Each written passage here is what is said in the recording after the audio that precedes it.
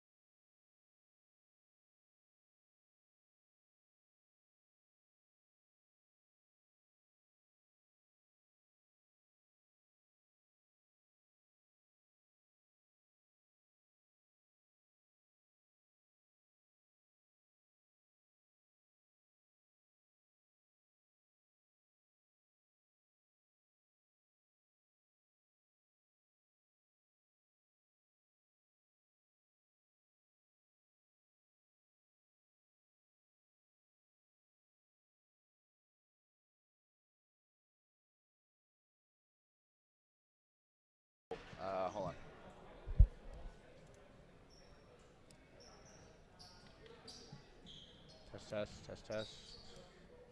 I don't see my levels.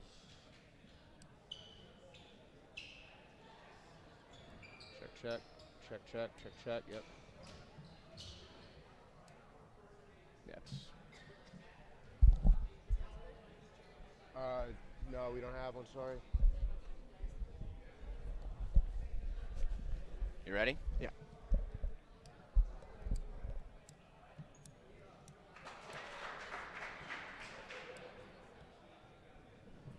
From Morris Street Gym here in Lower Manhattan, we bring you some high-quality high school basketball in the playoff push between Leman Manhattan and the Trinity School. I'm Josh Sperber, joined here by Simon Rosenwasser. And as I said, it's a tight game. Each team needs a win to lock themselves into the upcoming playoffs. Leman on an 8-game winning streak sits at 10-8, while their opponents at the Trinity School are 8-10 and recently broke a 6-game losing streak. Simon, is there anything you think you can expect for such a tight game this late in the season? Yeah, I mean, I'm excited we're starting to get to the nitty-gritty part of the season where everything matters just a little bit more. We talked to Lyle Freese before the game. He said that it's a playoff push, like you just mentioned, for this Leman team. They're on a nice little winning streak after starting the season a little bit slow, and this is when both teams are probably at more of the peak of where they were in terms of where they've come throughout the season. You're in playoff mode now, so these teams should be playing at their best. I definitely agree. You definitely love to see each team bring it up at the late stage of the season, and the story certainly has been that with Leman. The lone senior on their team, Ralph Godfrey, who was just honored here at senior night, has started the past 8 games in the win streak. He starts again tonight with Daniel and Dominic Lafitte at the guard positions. Then their 2 forwards are Cameron Cardwood and Emil Lapop. As the game tips off, Trinity also is going to go with 3 guards and 2 forwards, starting Will Engelmeyer and Eden DePietro and Clay Bolster at the guards, and Lucas Pera, their leading scorer, and Oscar Tubke Davidson. Good news for Leman. That was Lecce, as they call him here, for Leman Manhattan. He's not necessarily a shooter, but hitting a nice little silky stroking jump shot from the foul line. That's good news for Leman. Well, that's something he's done very well since Ethan Edwards went down with that injury. Lecce has emerged as their leading scorer. He's got a nice mid-range game. He's good at driving the basket as Leman steals it going away. Here comes Lafitte on the fast break. The jumper is no good. Rebounded by Clay Bolster. Josh, that's a pace that we're going to see a lot from Leman. This is a very athletic team, especially in the open floor. And there is a foul. It looks like Cameron Cardwood is going to foul Ian DePietro. So, yeah, as you said, it's definitely a fast-paced team. They love to move the ball up the court. It's very exciting to watch. Trinity looks like they play a little bit slower, so we'll see who's going to dictate the pace here as DePietro goes for the first free throw, which he will miss. Yeah, I mean, it's one of those things, Josh, that you just wait and see how the game flows out. Sometimes it stays fast-paced for both teams throughout, but sometimes the coaches want to make adjustments and slow the pace down. It really just depends on how we go. But the way that I've seen Leman play, they like to run and right on cue. And that's certainly shown there as that shot by Godfrey was blocked, and now Trinity is going to bring it back up the court with Engelmeyer. Engelmeyer looking open. He's got Clay Bolster. They're passing it around the perimeter as Engelmeyer looks to go inside. He does. He finds Pera, their leading scorer. Now back out to Engelmeyer, who shoots and misses, and Lafitte's going to tip it to Lecce. Lecce going back up to the senior Godfrey, adjusting his body, can't go. Lafitte on the rebound, and that will be a foul. It looks like Lucas Pera is going to foul Daniel Lafitte, the younger of the 2 Lafitte brothers. Both of the Lafittes, they're both guards. They both can shoot the basketball, but on the offensive glass is where they thrive. They are athletic boys. And Daniel, well, you can just see the progression that he's made in his game. It seems like he's growing right before our eyes, too.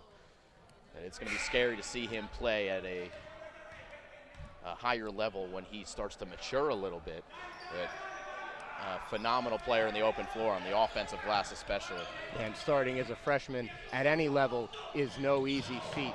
And the fact that he's been doing that and putting up relatively consistent numbers is definitely big. Looks like they just need to stop to reset the shot clock. It's going to be Sam Heinz. Yeah, Dominic and checking in now. Dominic and Demetrius both on the floor for Leman. I thought that Dominic, he's the older one, number 4, number 3. They're both on your screen. I thought Dominic was taller at the beginning of the season. Now I'm looking at the two, and it looks like Daniel's taller.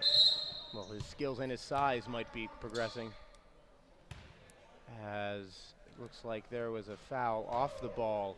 But it's the new prototype guard, Josh. It's having, you watch the NBA nowadays, and how many Magic Johnsons do you see out there? The Sixers come to mind when you think of Ben Simmons, 6'10", and he's running the floor, right? And Leman on a much smaller level. They've got some big bodies who are very capable of handling the ball, and that's a huge weapon.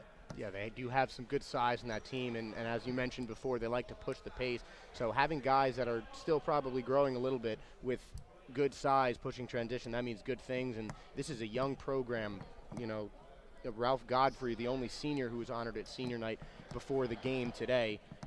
Everyone else is in, is a junior or younger, so they really have some room to grow. Yeah, this team. Good talent all over. And you talk about young talent. We still haven't seen the youngest and most talented player on this Leman team, and that's Richard Nweke, the 8th grader who's pushing 7 feet at 13 years old. And that is Bolster who misses the shot. Trinity gets it back, but it is almost stolen. That looks like they're not going to call it a foul because it looks like Coach Ed Schmidt called a timeout for Trinity, as Ian DiPietro was just teetering on the line there. Good pace so far. We've only seen one basket so far, and it was that shot by Lecce from the foul line. But other than that, really no other great chances for buckets. It's been a defensive battle in the first 2 minutes. Still plenty of basketball to go, though. We've seen a lot of good perimeter defense. Both teams kind of pushing outwards, not letting the game flow towards the inside.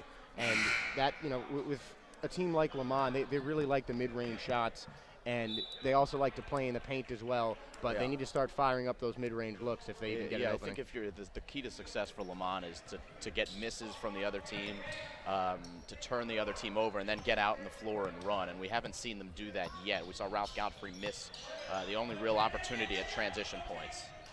And Heinz gets it back in from the inbound, turns around with a baby hook shot, no good. And Godfrey, the senior, on the rebound, pushing the pace up. Oh, he almost missed that one, and it is stolen away by Trinity. Sometimes, pushing the pace goes a little wrong as an errant pass gives the ball back to Trinity, and Heinz makes the 3 from the corner for Trinity's first bucket of the game.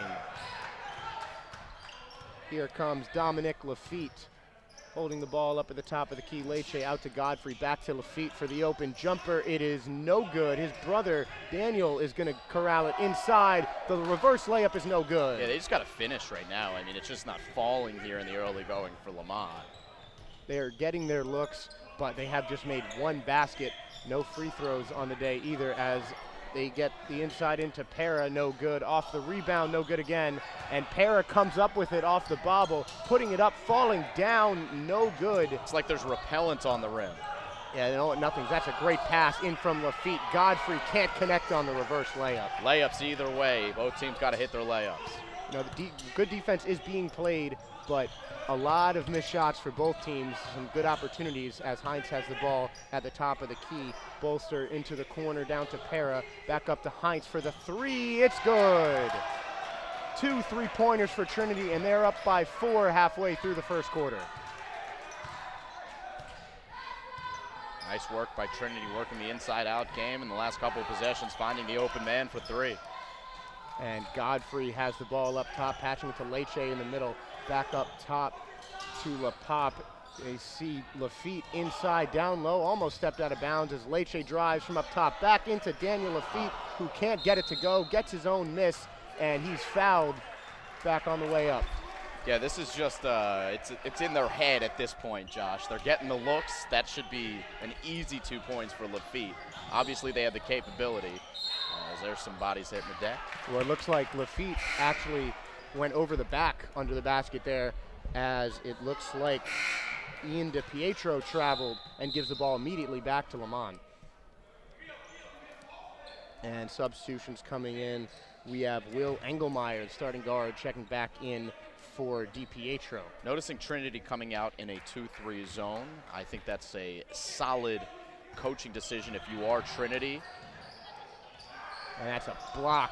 Dom Lafitte can't get it over the bigger Para. Para blocks him again and gets a rebound. Fighting for it, he still stays with it. And to my point, you could see how the defense collapsed there in the 2-3. And without a size advantage for Leman, they're going to have to be forced to make shots on the perimeter. And so far, it's Trinity winning that battle defensively. And Para is the tallest player on the court, and he's played disruptor at both ends, getting a lot of offensive rebounds in those defensive plays. Speaking of which, Para getting the ball down low, and it looks like he double dribbled. But just great perimeter, great interior defense from Daniel Lafitte there, preventing Para from going up with an easy bucket. And nothing easy, no doubt. When you're struggling a little bit offensively, you've got to keep the dial up defensively to make sure you can keep it close. And that's a three from LaPop, no good. Rebounded by Sam Heinz, who's going to pass it back to Clay Bolster, bringing it up down the right wing. Bolster back with the ball, looking for the pick from Para, goes the other way. Looked like he might have walked, but he still makes the creative layup, driving in.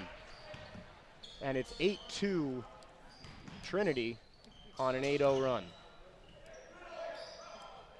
Godfrey passing it out to Lafitte, and he walked. You can see he dragged that back foot as he was trying to set up a play for Leman. And now LaPop will check out for Milo Magnani. Get a look at Lyle Freese and Demetrius Lafitte, both the assistant coach and father of Dom and Daniel. And they've got to be a little bit frustrated with how their teams come out here, but adjustments can still be made. And rebound by Daniel Lafitte, kicking it outside to Magnani. Lafitte gets it back at the top of the key for Godfrey, faking the pass. He's looking for Leche. Leche has the ball now, driving inside. The tough floater is good. Leman scoring their first basket in the last 4 minutes, and they pull within 4 here with about 2 minutes remaining in the first quarter. And Leche's done a good job of finding the open spot in the zone. That's a vulnerable spot in the 2-3. Is in between the 2 guys up front and the 3 guys down low, right around that foul line area, and that's where Leche scored 4 of his points. Inside off the pump fake, no good from Tubkey Davidson, and that's rebounded by Dominic Lafitte. He takes it coast to coast, and it's an offensive foul, or a travel rather.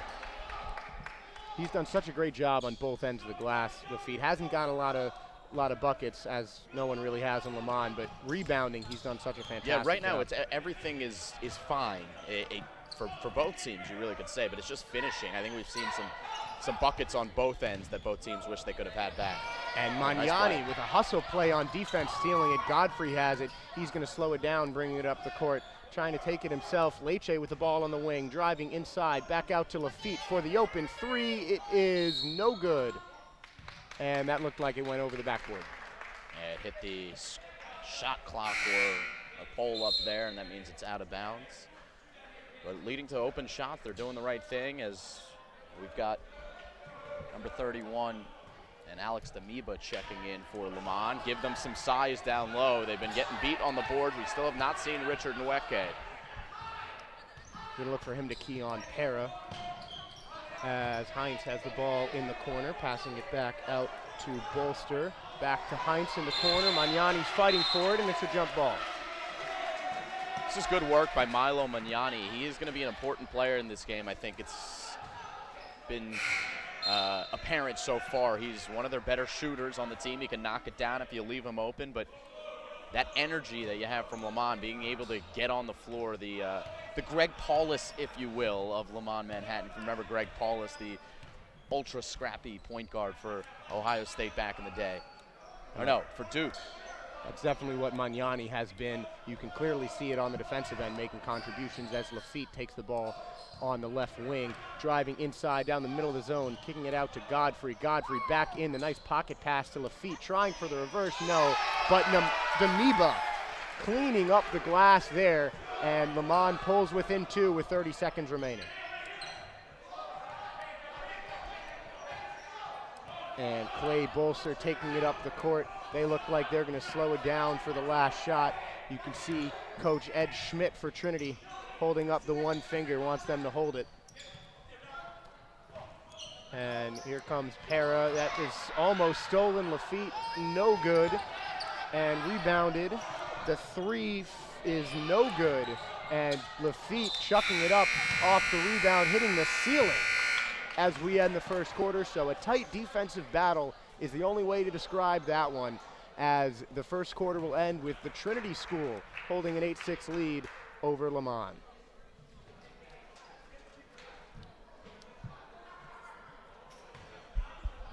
Yeah, we'll take a break real quick. Come back for the second quarter of play.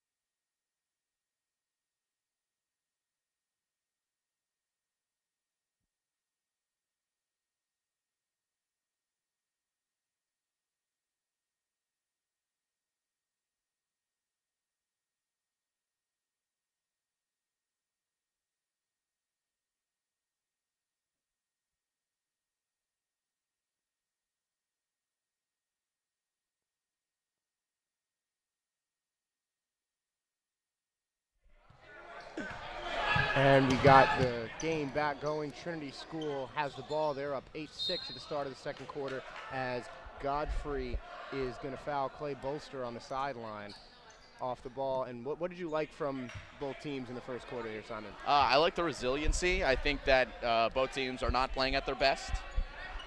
But I like the fact that they're both still playing hard defense. The energy is there. And you see the right defense again from Lafitte, passing it down to Magnani. No good on the layup. And they play defense. They've turned it into offense, but they're getting their shots and just not hitting. That's the only thing. That's the big bugaboo. The obvious one is just make your layups. And Bolster no good on the layup. Para can't control it, and the ball's going to go back to Leman. And I haven't covered Trinity yet this year, but Leman, every game that I've seen, they've started slowly and they've really picked their game up in the second half. It is true. They're definitely a second half team. It's a team that is without one of their primetime. And Daniba off the Leche miss. Primetime ball handlers, excuse me, Josh, in Ethan Edwards, who is out with a broken wrist. He is a baller, and they are missing his services, but they're still playing well and among the best that they have all season, with a big winning streak that they're currently on, 10-8 at this point for the Bulls of Leman. And Edwards was their leading scorer before he got hurt in the season. Since then, we've had a lot of guys, including Cameron Cardwood, step up, as that looks like Clay Bolster driving in for the layup, putting in Trinity back up by 2. And now Dominic Lafitte is going to take the ball up at the top of the key, passing it down to Cardwood, handing it off to Godfrey, still up on the perimeter, driving inside into Daniba. That is blocked by Para. He can't get the second chance, and Godfrey controls it back up top. Dominic Lafitte out to Magnani, taking a long three. It is no good. And Dominic Lafitte, that's a great job coming off of like an unguarded man from the wing, getting the putback and tying the game up at 10. That's where they thrive. You mentioned it at the beginning, and just one play, Josh, can shift the momentum. It pumps you up on defense, and next thing you know, you've got a turnover and ball back and a chance to take the lead for, I believe, the first time this game. Yeah, it would be the first time since Leman scored the first 2 points there, as Bolster goes over the half-court line for a turnover here for Trinity. And once you're playing strong defense, it can translate into careless mistakes, as Magnani misses another long three. Rebound rolling to Will Engelmeyer, and he is fouled by Magnani. Magnani does not like that call. Yeah, sorry, Josh. That's going to go against Magnani. I was going to criticize a little bit just for not following up a shot with a deep three, but it ended up being his help there to be able to get back on defense as the long rebound was picked up by Trinity. He ultimately commits the foul. And it's the second team foul against Leman, just the first against Magnani. And Engelmeyer hits his first free throw, but Magnani has missed 2 long threes. I'd like to see him drive in the paint a little more and try and get some easier shots as Engelmeyer makes his second free throw, going 2 for 2 from the line so far. And here comes Dom Lafitte inside to his wide open brother Daniel with a reverse layup. You think they have chemistry, Josh? Maybe a little bit. Maybe they practiced in the backyard a couple times. Playing together in Italy last year, and as they continue to grow, it's going to be a pleasure to watch them. And no rotation there from Damiba on Para. Para takes advantage and hits the open jumper. Inside, Daniel Lafitte driving, kicking. The ball is tipped, but it is controlled by Cardwood. Cardwood for the floater, no good. Damiba trying to get it, and he ties up Para for a jump ball. The possession will go to Trinity. And we have a substitution. It looks like Oscar Tubke Davidson is checking out for Trinity. And we have 2 players coming in for Leman. It looks like Emil Lapop and Finnegan Edwards. The juniors getting their action, first action of the game. And by the way, Josh, Richard Nweke playing with a warm-up on. He's got a warm-up on the bench, so no sign of him coming in. And rebounded by Dom Lafitte. The ball is tipped out by Trinity, and they turn that into a 3, no good. Rebounded again by Dominic Lafitte. It seems like he's grabbing every rebound out there, coast to coast, and is blocked by Para. But Damiba again cleaning up and getting another bucket. I mentioned Nweke not coming in because he usually is their big post presence, but Alex Damiba has really held his own so far. I think that's 4 points already for Damiba, including a couple of rebounds both on the offensive and defensive glass. So they need that presence down low.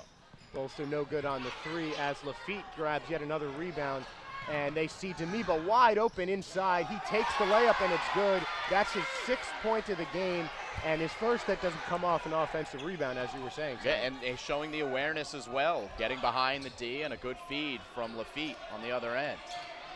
Well, it's certainly been a tale of 2 post players as Para has done well on the other end, and this time it is Clay Bolster driving to the basket, getting the and 1. Saw him coming across the wing after Trinity spread the ball around the perimeter and getting the open look for the and 1.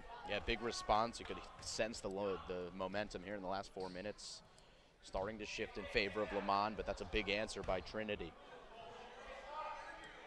And it is good from Clay Bolster, and Trinity up by 1.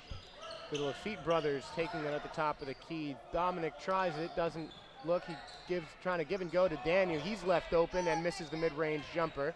And the rebound falls to Para. That's a shot that we'll see Dominic, as he continues to grow as a basketball player, knock down. He's going to knock that down consistently as he gets up towards the age to play at the college level. This time it's his brother Daniel going coast to coast over Lucas Para for the layup. And Leman takes a 1-point lead. Now, one thing you can't teach is awareness in the open floor, and Daniel Lafitte has it. You've seen both the Lafitte brothers running in transition, doing very well getting off the rebound as Dominic gets the steal in transition. Great move for the layup. Dominic Lafitte going around Will Engelmeyer for the bucket, and it is Leman up by 3 here, right as we were talking about the transition play. And Lucas Para controlling the tip. And you can feel the energy on the defensive side, Josh. They are not giving anything to shoot. Everything's so tough for Trinity right now. Lockdown D for Leman. And Engelmeyer driving it around the side. Para back up top. Makes a jab step, and it is stolen away by Leman. Tipped back by Engelmeyer, and Para controls it once again. Engelmeyer with the ball on the left wing. Ball's now back to Engelmeyer, to Lucas Para up top, inside to Bolster with a jumper, and it's good. Yeah, that's a mental lapse by Leman. They did everything right on the defensive possession, and then they just throw it away after working so hard, and leads to a mid-range bucket. And now a timeout on the floor. Looks like a timeout for Leman after a sloppy transition pass on an otherwise great defensive stand, but it is a 1-point game with 2 minutes and 15 seconds left in the first half. And these guys are both in a playoff push. As we said, a win should lock up a playoff spot for either one of these teams. And they're both playing well on the defensive end of the court. They're making it difficult for either team to get open shots, and the shots just aren't really falling. Yeah, it is a little bit difficult in the half court, and that's why we see Leman pushing the ball so much, is they don't want to settle down in the half court, right? They feel that their best opportunity to score a bucket is in transition, and in some cases it is. They've got to finish a little bit better, but that's the case. I think here in the second quarter, Josh, it's been definitely a much better played game on both sides. We're seeing the buckets start to fall for both teams. The initial nerves, I guess you could call them, aren't there anymore, so those shots that should fall are falling. And we're starting to see some better play here in the second quarter. And we've seen both of the Lafitte brothers, especially for Leman, do really well in transition. Clay Bolster, Will Engelmeyer hitting some mid-range buckets for Trinity, and it's been kind of back and forth in the second game after an early 6-point lead from Trinity. And now that is Edwards, who makes the open three, his first bucket of the game, and Leman is up by 4 with 2 minutes to play. I mentioned before that in a 2-3 zone, that's probably a good defensive play against Leman because they're not littered with a lot of great shooters, but if they can get some consistent shooting from beyond, it's a really dangerous team against any kind of defense. Definitely is. As Bolster passing it to Hines for a 3 of his own, he can't answer, and the rebound goes to the senior Godfrey. Now it's Dom Lafitte bringing it up the court, running to Edwards. He looks for an open Godfrey at the top of the key. Settling it down a little bit is Godfrey. Back to Edwards, driving inside. Daniel Lafitte now has it on the side, passing it to his brother. And this is probably the slowest we've seen Leman play all game. Dom Lafitte off the pick for the floater, and it's good.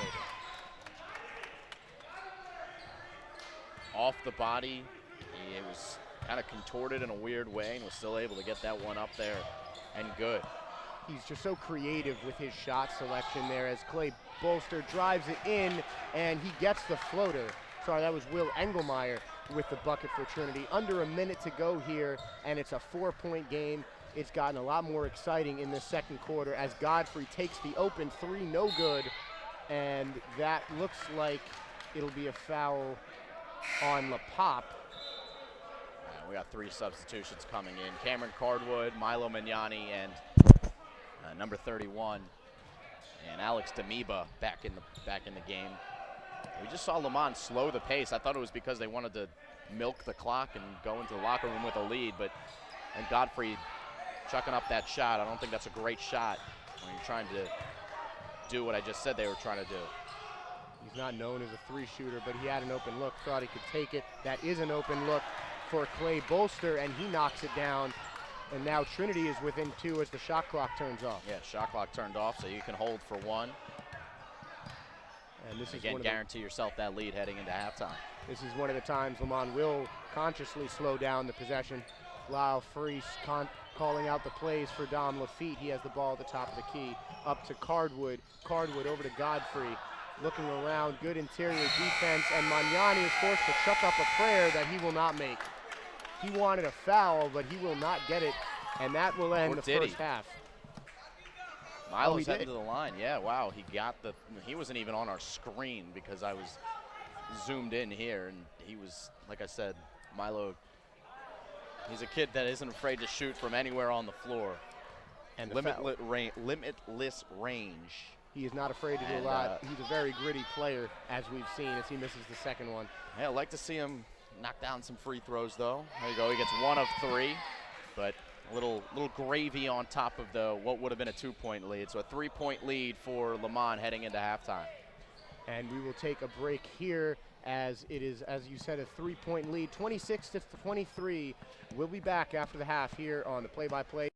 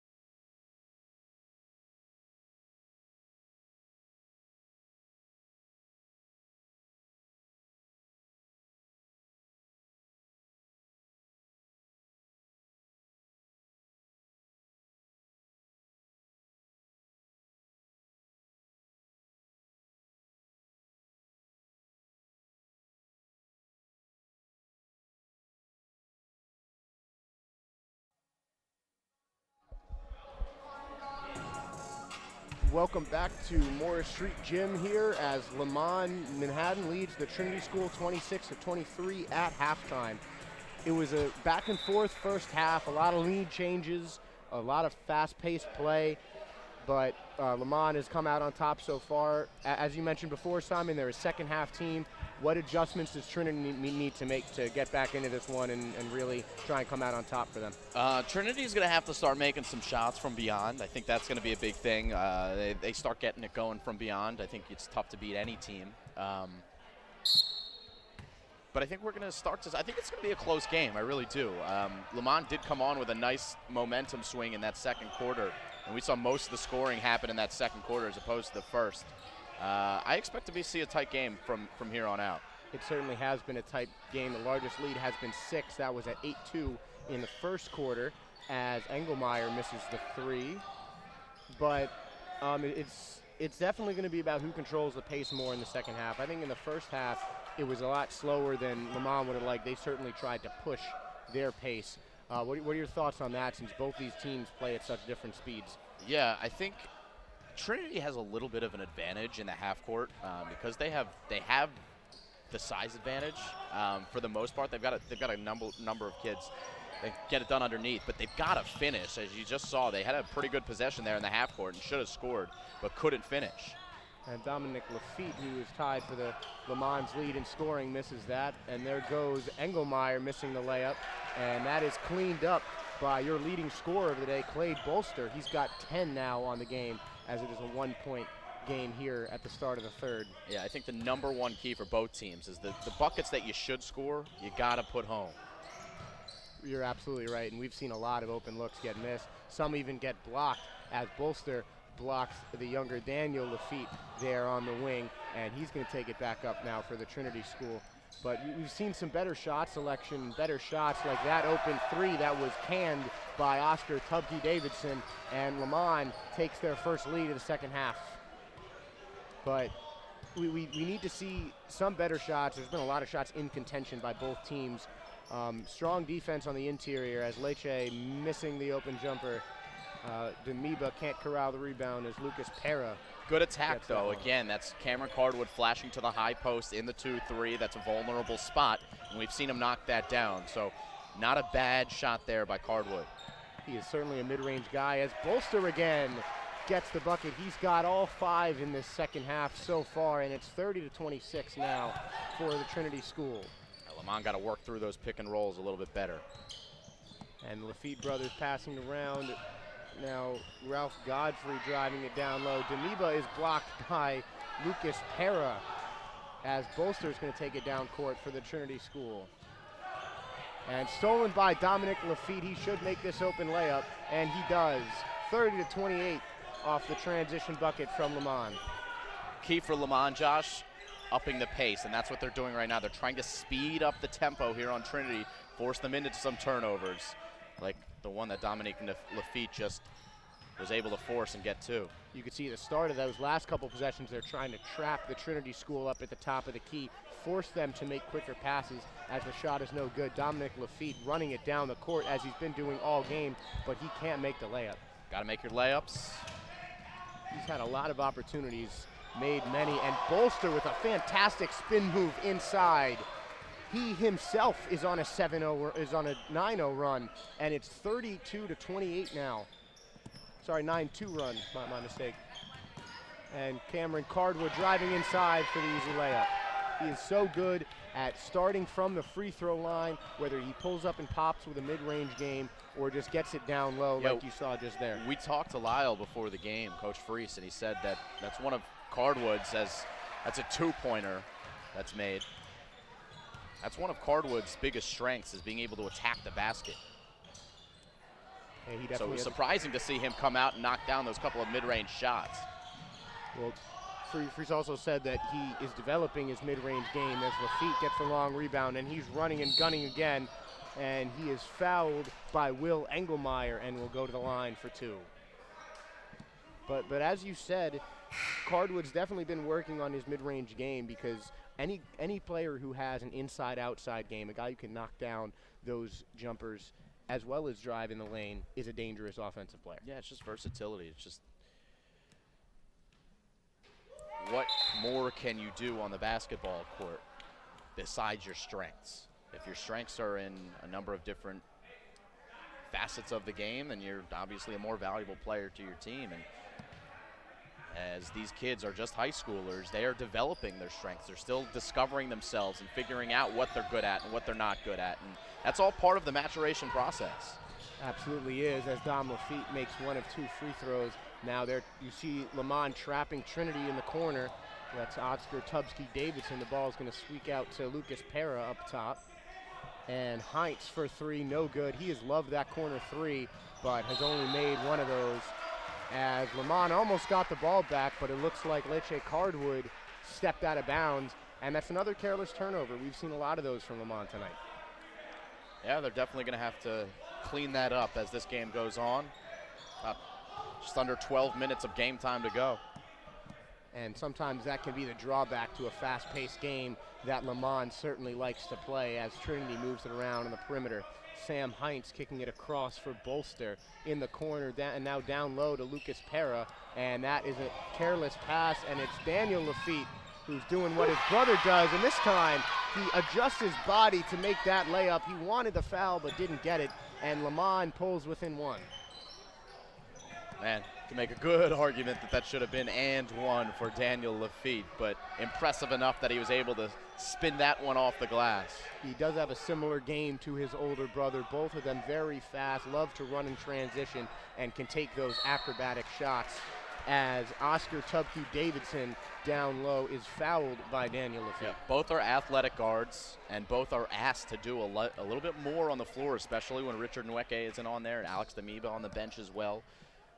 You're looking at the height out there, and Daniel and Dominic Lafitte, both guards that can run in the open floor. That's the biggest height that they've got. So you just saw Daniel down there battling for that rebound and getting a little bit over anxious as you saw him bite on the pump fake. Yeah, that's something that both Lafitte brothers have done very well all game, just crashing the boards and getting those rebounds, start the run in transition, as Oscar Tubke-Davidson makes his second free throw, making 1 of 2, and he will check out of the game, as will Ian DiPietro. And here comes Dom Lafitte, who was the co-leading scorer with Damiba in the first half. He now has 8. No look in the corner to LaPop, who does not catch and pop that one in, and the rebound will go to Trinity, but it's stolen right back by Magnani. And it looks like that was a foul on the floor, as Leman will take it out. It's little things, Josh. It's those little plays that end up adding up at the end of the game. And an extra possession here. And now, for the first time, we see Richard Nweke. I believe he was sitting in the first couple of quarters for disciplinary reasons. But he is back on the floor, and that is a huge boost for Leman. Now in the middle of this 2-3 defensive zone. Coach Fry says he missed a couple practices in the past couple weeks, as it looks like he calls a timeout here. So he definitely is needed for an offensive boost, as they want to, get it back in the lead and just start widening it, as we've seen them do in the second half all season long. Yeah, well, they're down now. They're down by 2. Lyle Freese, the head coach of Leman, he knows that this is an important game, right? They're battling for playoff position here. So you're getting to the time in the year where you really can't afford to sit your players for a full 4 quarters if they're healthy. And Richard Nweke, he's a young kid, 13 years old. He may have turned 14, but he was 13 at the start of the season. But such a young kid, you know that you still got a lot of teaching to do as a young student. But you need his talents on the basketball floor as well if your team's going to be playing to its top potential. And this is a different team when you put 6'10" out there on the floor. That's going to change the dynamic for any high school team. Yeah, and this guy is not in high school yet. He is in 8th grade and still playing serious minutes on a high school varsity team. So when that happens, you know that the man has a lot of talent. They're going to look to get him involved. Not on this possession, though, as Daniel Lafitte will to get the open jumper. He has 6 on the night. And he tries to steal it away from Lucas Pera, not paying attention. Inside, no good. And they'll have the ball again. And Nweke has it, trying to start the fast break, but slowing it up. And here comes Dominic Lafitte, who will not slow it up. Tries for the acrobatic layup, and Nweke can't get the hook shot to go. Rebounded by Will Engelmeyer. A little bit wild so far for Richard Nweke. You can tell he's trying to get his feet under him, and the other kids have warmed up and are already in the heat of the game. But Richard a little bit out of control in the first couple of series, both offensively and defensively. We'll expect him to get his feet back under him. Yeah, and it shouldn't take long. Not at all. As the ball is stolen by Dominic Lafitte, he's going to pull up and pop it from the free throw line, and it's good. Leman taking a 2-point lead with about a minute left in the third quarter. And here comes Trinity. Sam Heinz bringing it up inside to Bolster. He's the only player in double digits so far tonight. He has 14, and that's Daniel Lafitte who draws the foul. He's going to go to the line for 2. Love the aggressiveness from Daniel Lafitte on the transition. Dominic Lafitte gets a little bit of an earful for the last defensive series. We saw the defense break down again for Leman, and the backdoor cut for Trinity. As Dominic's brother Daniel misses the first free throw, in comes Ian DiPietro for Sam Heinz for the Trinity School. And the second free throw is no good. That's been an issue for both teams all game long. I think we've only seen 2 or 3 free throws made tonight. Yeah, putting the ball in the bucket has not been not been the strongest quality for each of these teams. We saw a lot of missed layups. It's been better, but you're right, the free throws have been an issue for both teams. And in comes Dominic Lafitte. He's fighting with Nweke and 2 Trinity players for the ball. Nweke no good. Dom Lafitte is going to pull it back out. Goes into Nweke. He wanted that dunk, you could tell, but Lucas Pera meets him on the way up. And now Nweke is going to go to the line for the first time tonight. Yeah, this is Nweke going to the line, and you can just see the physical presence that he brings. Again, free throws have been an issue, but just having him down there just changes the dynamic completely on every single loose ball. He's a high motor kid as well, and he's someone that can attack the bucket, as that's a lane violation against Leman. Wasn't good anyway. But we saw Richard go up for it so strong there, and he drew the foul.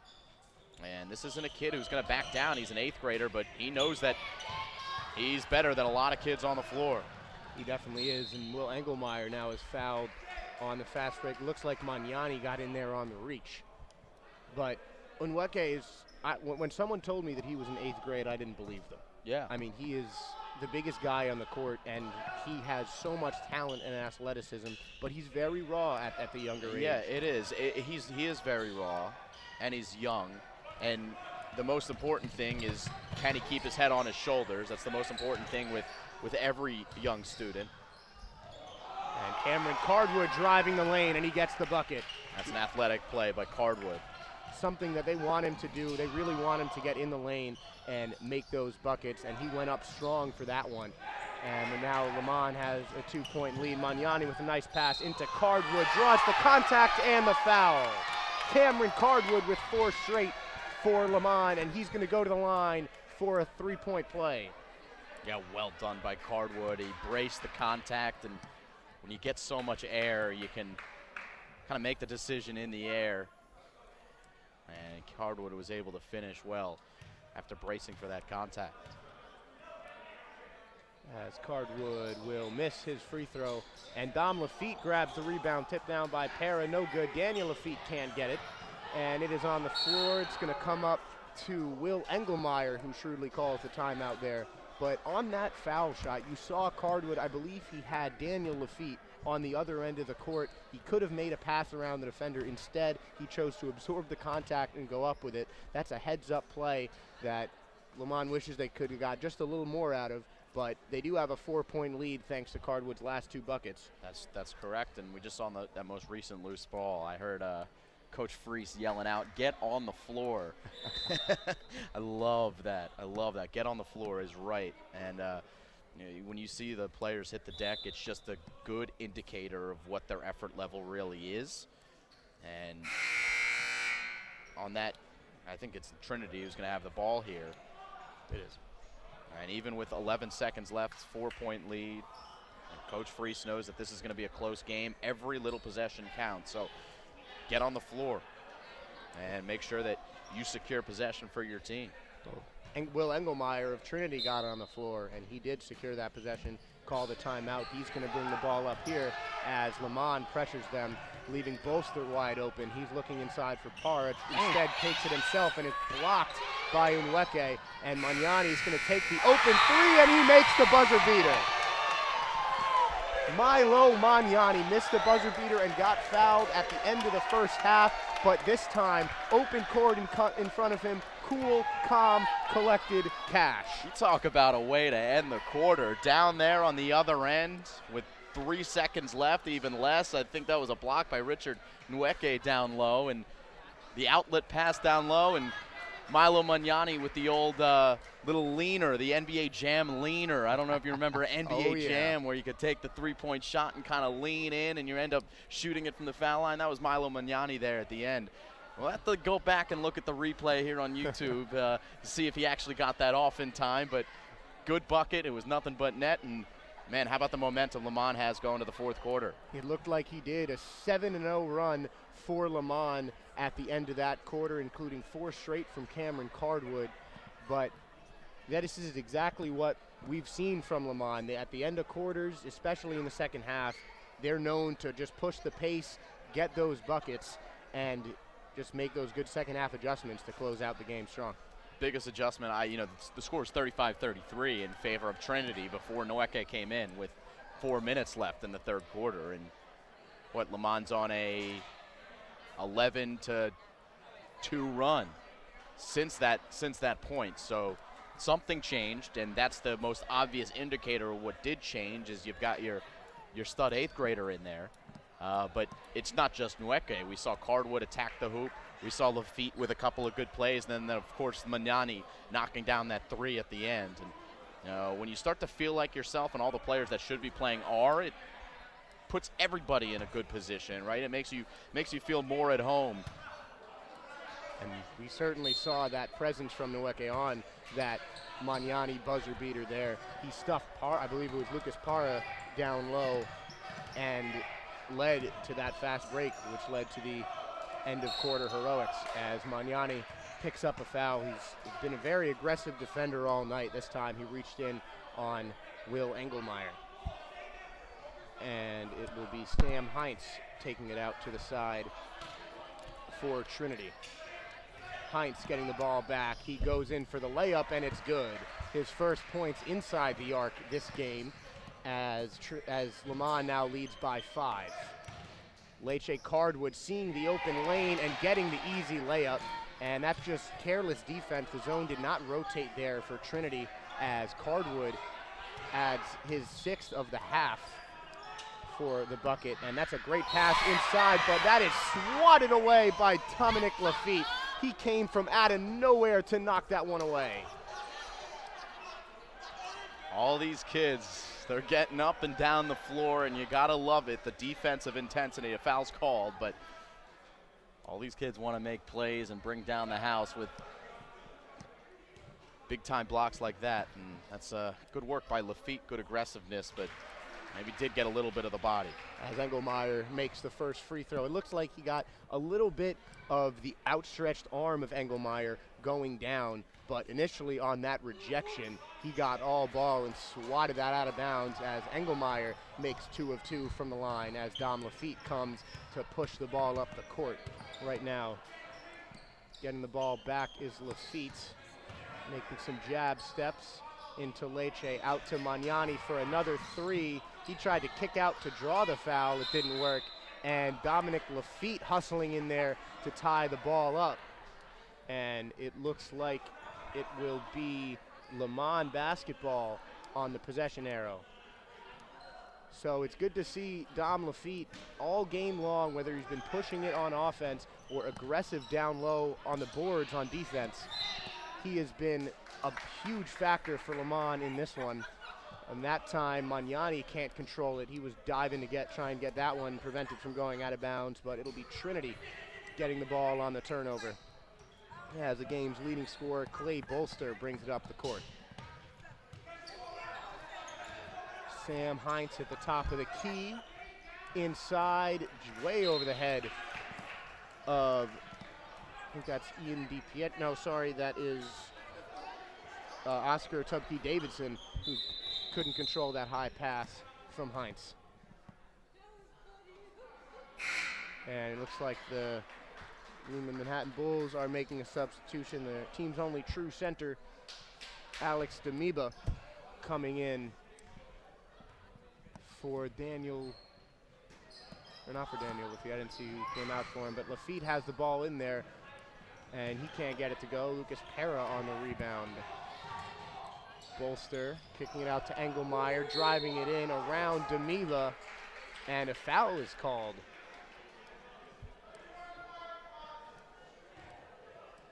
Looks like it was on Damiba. He doesn't like the call. I didn't really see what that was. That looked like a clean defensive play, but again, Will Engelmeyer is going to the line for two. It always depends. It's tough always to tell what should be a foul, what shouldn't be a foul, because inherently it's subjective. And on any given day, a referee can, or a group of referees can decide to let more fouls go. You know, what the definition of a foul changes from game to game. So Engelmeyer making one of two as LaPop can make the corner three. Dom Lafitte on the rebound, won't get it to go, and the rebound goes to Trinity. Tubke Davidson now bringing the ball up the court. Another piece of game that I think that Dom can improve on, as we'll have a foul here. We saw him there have a decent position underneath, and he still tried to favor that left hand. He's so left hand dominant.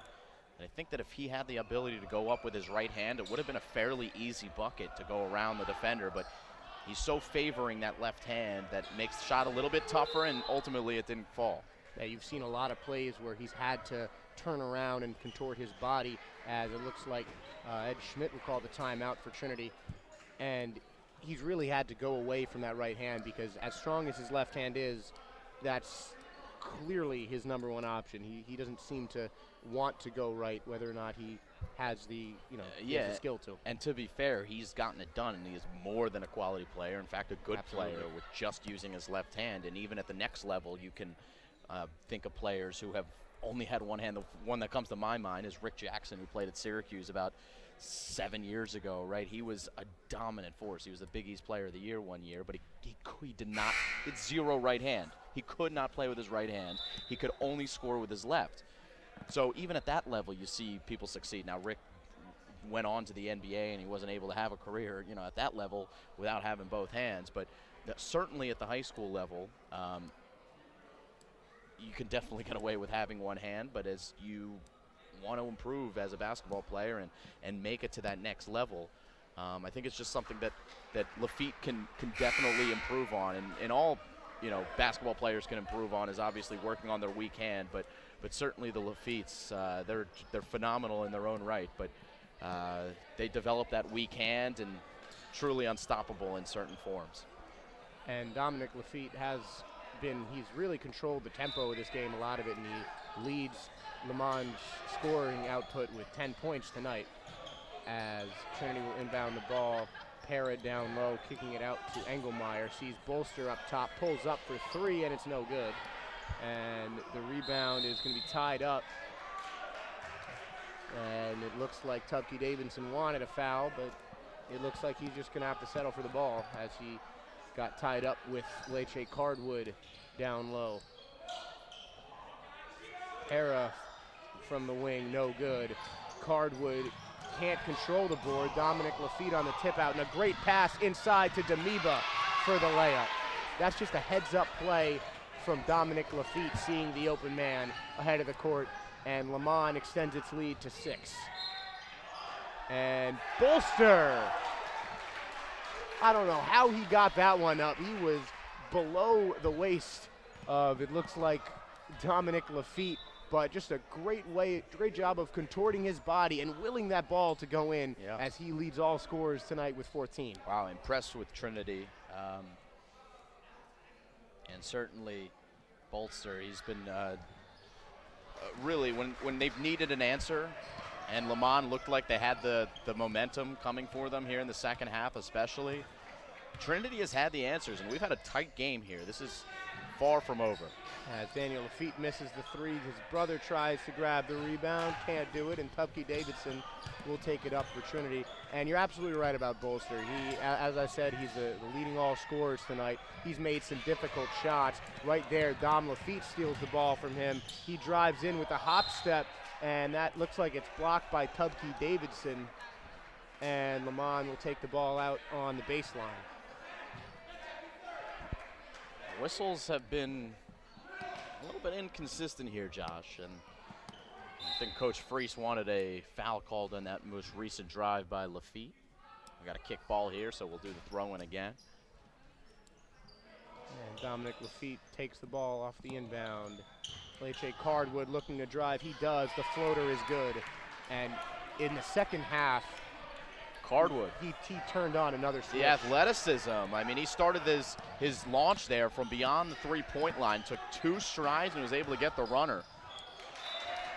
He has such long strides as careless play from Tubke Davidson resulting in a turnover for Trinity. But Cardwood, we've seen time and time again this half, him taking the ball from the foul line or the three-point line, taking 1 or 2 steps and getting an easy bucket. Been a little bit more aggressive here in the second half. Absolutely. Settling for those mid-range jumpers in the first, and he knocked a couple of them down, but he's definitely in his element when he's driving.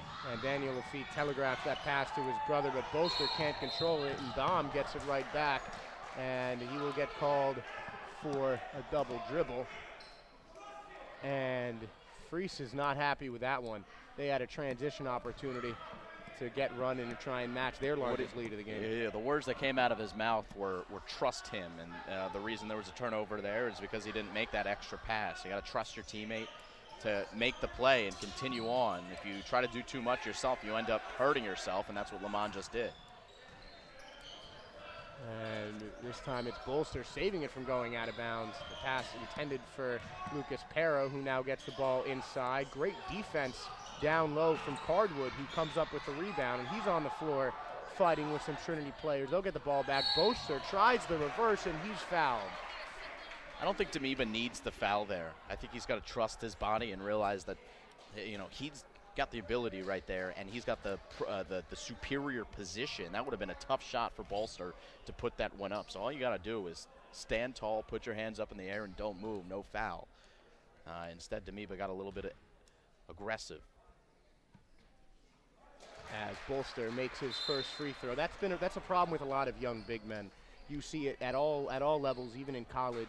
The big guys not really knowing how to use their body down low. Yeah, and clearly has a height advantage on Bolster, and he didn't stand straight up. Instead, he went into the body. Yeah, and it's an awareness thing, Josh. It's one of those things that you can't learn, and you can't get better at until you're playing in these situations. And you know, I'm sure Coach Freese will go over the tape with him and show them that exact play after the game. Richard Nweke back in the game, by the way.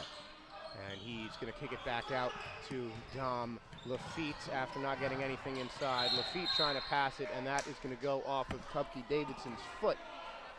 And now as a kickball, Leman will take the ball out on the baseline. A little lucky there. Leman, Dominic, a little out of control, and had to kind of flail it off of the leg of the opponent to get that whistle called. And now we've got a timeout. Right there you saw him trying to just do too much in one play. He was falling back as he made that pass, and it ended up almost resulting in a turnover, if not for the kickball, as you just said. But, you know, timeout for Leman here, trying to set up a play. They have 3 minutes and 41 seconds left in this game, and they are up by 3. They're trying desperately to hold on to that lead as Trinity keeps nipping at their heels. Yeah, and Leman has played aggressive. They've tried to speed up the tempo throughout this game. I think they've got to be a little bit careful if they want to continue to speed up the tempo for a number of reasons. One, you're in the lead right now, so you don't necessarily want to speed the game up. You want to slow it down and run out the clock, to use a football analogy, so to speak. But the other element of it is when you play a little bit faster, you're more likely to foul, and you're likely to be a little bit more aggressive on offense because you're not, or on defense, excuse me, because you're speeding the other, you're trying to catch up with the other team as opposed to being set. Leman's got 8 team fouls, so every time they foul from here on out, that's potential points for Trinity. So that's certainly something that they have to keep in mind is, yes, be aggressive still and go for the steals. That's given them success, but any foul that you commit is potential points for Trinity. And Trinity has been hitting their free throws of late, especially Clay Bolster, the game's leading scorer. He's made his last 4 from the line. And it is Ralph Godfrey, the lone senior on the Leman team, taking it out, passing it into Lafitte. And Godfrey getting the ball back after moving it around the perimeter. The Lafitte connection happening there as Dom gets it from his brother, dribbling back up top. Godfrey forcing up the shot, and it doesn't go, and that's going to be a shot clock violation. That's just great rotating in that zone from Trinity there. They saw what Leman was doing, and they just stopped it. Yeah, at the high school basketball level, you sometimes lose track of the shot clock. And I think that was a case of Leman not being able to get that shot up in time. And they're going to call Dom Lafitte for the foul, trying to ward off the Trinity player Ian DiPietro there after he poked away the steal. And that was just a great transition opportunity, which he might have wanted a little bit too much, and now DiPietro's going to the line for 2. That's exactly what I was talking about. So now any of those loose ball fouls are going to turn into free throws for Trinity. So 1-1, so an important front end. And DiPietro can't connect. The rebound goes to Dom Lafitte. And he's, no surprise, going to push up the pace, but Sam Heinz is going to get in there, getting called for the reach-in. One team foul to give for Trinity. I believe that's their 6th. So Leman now going to be in the bonus. So now it's Trinity who, next time they foul, it'll be a 1-1 situation for Leman if it is a loose ball foul. And it's Godfrey again. The inbound is tipped, but Nwaba will grab it off the side of the backboard. And Lucas Pera will foul him down low. And the 8th grader will go to the line for 2. Such impressive presence down underneath when he's got the ball, the jump step, and the ability to get his defenders in the air and draw the contact. It's something that you don't often see from somebody who's that young, but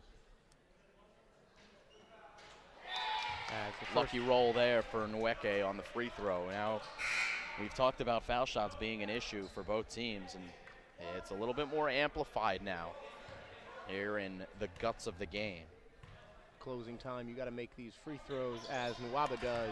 The 8th grader making 2 clutch free throws. But you talked about earlier what he's added to the game, and his post presence has been a big part of that. He's kept Lucas Pera out of the paint as he keeps Lucas Pera from getting that ball, and Pera fouls him again. And, you know, on both ends of the court, we've seen Nweke controlling the paint when he's been in. Lucas Pera has had to settle for some mid-range jumpers, which he's a little less comfortable with than he is playing in the paint. And on the offensive end, we just saw in that last possession, you know, that physicality from Nweke. And here again, we're waiting for him to tie his shoe and get over to the free throw line as he was fouled, so 1-1. Yeah, I think there's a couple more points on Richard that I want to make. As he misses the first free throw of the 1-1. As Clay Bolster takes it up now for Trinity. He drives the lane, saw an opening, and is bumped by Lafitte, who is not happy with that one. And Clay Bolster will go to the line now. Trinity in the double bonus. Yeah, because he didn't need to foul there. I think you've got Nweke down low, and you could see him coming to help, and Nweke actually got the block. So Lafitte a little bit frustrated there. As you just said, 10th team foul, so double bonus. But Trinity, they've struggled with their free throws here in the 4th quarter, and for the whole game for that matter. Clay Bolster missing his first free throw of the 4th quarter. Will get a second chance at the line. But I think Lafitte there was trying to play a little too physical defensively. He didn't want Bolster to get an easy bucket, and Bolster couldn't get the 2 free throws.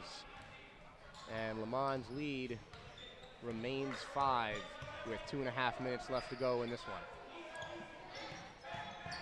And now Leman looks like they're going into possession mode. Almost a careless pass, but Cardwood recovers.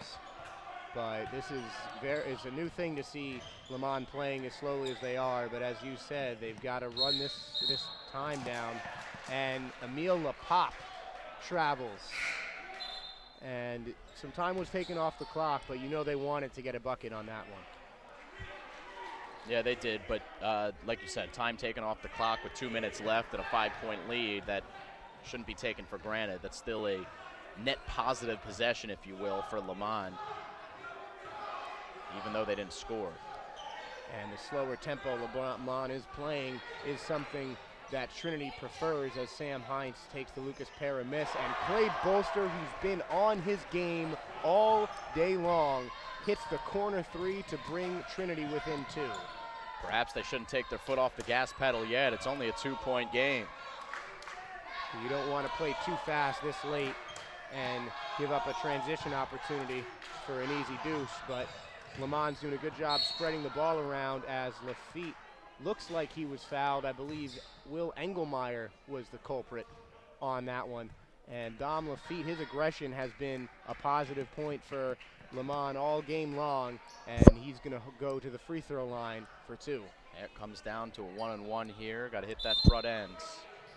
And a couple substitutions, and Leman going big in preparation for a missed free throw. Oh, well, that's what I thought, but both the big guys are not in the lane. Yeah, that confused me. I thought you'd have... You're just getting the guys back on D in preparation, but Lecce able to get the offensive rebound anyway. That's a big rebound for Cardwood there as he'll control the ball from the top of the key. Looking at the Lafitte brothers on either end of him on the perimeter, but he's going to hold it for as long as he can. Dom Lafitte now has the ball with 20 seconds on the shot clock. And not a lot of off-ball movement, and Lyle Price doesn't like it, so he's going to call a timeout.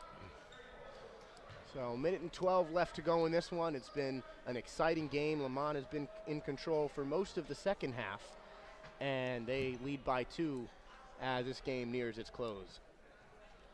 Yeah, so we'll see what Coach Freese wants to do coming out of the break. He'll have 16 seconds of offense to get a shot up, and a bucket would be quite welcome, obviously, here. I think when they've been successful in the half court, it's been starting at the high post. So I think we'll expect to see the ball in Lecce's hands at the high post if they're coming out drawing a play up here. If I had to guess.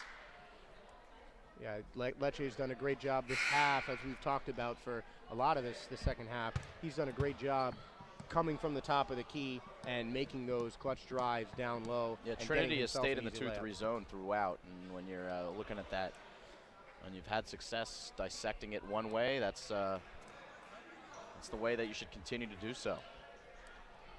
And Leman with their big lineup, both Damiba and Nweke in the game, along with the Lafitte brothers and Lecce Cardwood, who is controlling the ball up top. Well defended by DiPietro, but he gets the pick from Damiba. Lafitte for 3, and it's good. Dominic Lafitte with a clutch 3 to put Leman up by 5. Yeah, if that's not the biggest 3 of the season, then I don't know what is. That is a huge bucket here with less than a minute left.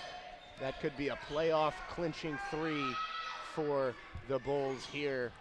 And Leman gets another rebound. Dom Lafitte pushing it up the court again. He's looking for the dagger layup, and he gets it. Dominic Lafitte going coast to coast, putting Leman up by 7 with 30 seconds remaining in this one. Putting the nail in the coffin, Dominic Lafitte. 7-point lead. Phenomenal job by Dom. And you feel pretty good if you're Leman with a 31 seconds left and a 7-point lead. Yeah, they're on the verge of improving to 11-8, I believe, on the season. That's right, and it would be their 9th straight win for the Leman Manhattan Bulls, and they have just done a great job at the end of the season surging their way towards playoff contention, as from what Coach Freis has said, it looks like if they win this game, they will guarantee themselves a spot in the playoffs. Yeah, it's an indication of growth. I've been with this team. I've seen this team play since the very early on, and those earlier games, or a lot of games, you could just see the chemistry just wasn't there, and there really wasn't. It just wasn't the back and forth that you needed to see on the basketball floor between teammates. And now it just is a little bit more fluid. It seems like they have an identity. It's figured out. And they turned a corner. And that was 9 games ago that they turned a corner in a 9-game win streak. It's a good thing if you're a Leman Bulls fan. Don't forget, we're going to have another broadcast for you on Friday. Full production of Leman versus Albany Academy on Friday. As Bolster, all game long, he's been hitting a shot when he needs him. That time, virtually unguarded from 3. It ain't over yet. No, it is not. Clay Bolster will not let the door shut on the Trinity School today. So now we are in the double bonus. 2 free throws coming for Lafitte. We just saw him hit a clutch 3, and we saw him hit a clutch transition bucket. Now, can he do it with all eyes on him at the free throw line? And he misses the first one. Still a 2-possession game, 4-point lead for Leman, but you got to hit your free throws. Something that Leman has struggled with all game long. And 1 free throw, as you said, would get them into a 2-possession game, and it does. 18 seconds with the time ticking away for the Trinity School. Bolster looking to get open, but he does not get it. He gets the rebound, cannot get the layup to go, and Dom Lafitte controls the rebound, and he'll get fouled with 6 seconds left. But it looks like the clock has run out for the Trinity School. Yeah, that should do it. And a well-scripted end with Lafitte on the line as he had a couple of big buckets in the 4th quarter. A well-deserved way to ice it, but I think we saw some good things out of all of the Leman players here. And a good fight by Trinity as well. It was a tight game from the very beginning. Neither team was able to run away with it. I think both teams had, at points, well, the biggest lead for Leman probably 7, and I think the biggest lead for Trinity was somewhere around 7 in that first quarter. Biggest lead was 6, and that was in the first quarter when right. It was 8-2. So it's been tightly contested the whole time. Absolutely. As Bolster chucks up one last prayer, which won't fall, and that will do it for this one. 9 straight wins for the Leman Manhattan Bulls, and they win this one by a score of 60-53. It was just a nice up-tempo game. Both teams ended up getting some looks after a very heavily defensive first quarter. What are your final thoughts on this one, Simon?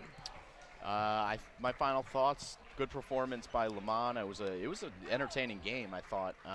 We saw some sloppy play in the first quarter, but as expected, things were able to settle down for both teams.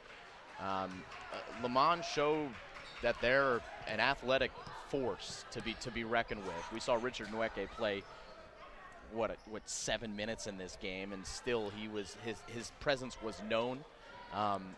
It's a shame that Ethan Edwards is hurt, or else this would be a really, really good Leman team. It still is. But Cameron Cardwood showing his versatility, being able to knock down some shots and get to the rim.